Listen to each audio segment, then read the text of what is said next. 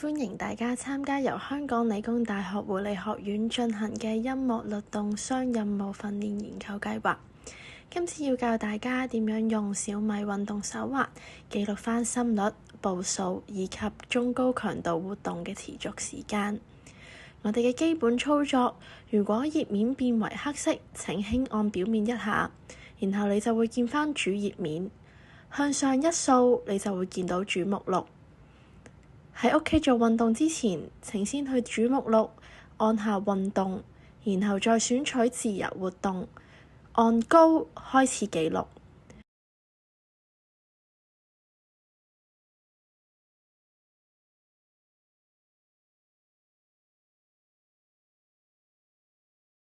完成之後，向右掃一下，長按結束，完結今次嘅記錄。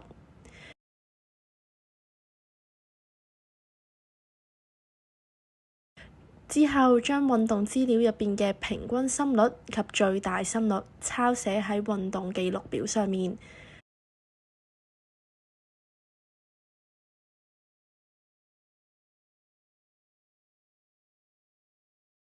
再向右掃返去主目錄，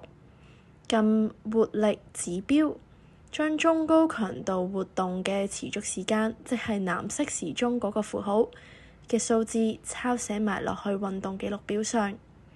另外，每晚瞓覺之前，記住喺每日運動量記錄表記錄嗰日嘅步數同埋中高強度活動嘅持續時間。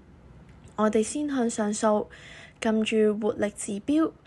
將步數鞋仔嘅嗰個圖案同埋中高強度活動持續時間藍色嗰個鐘仔隔離嘅數字抄落去每日運動量記錄表上面，咁就完成啦。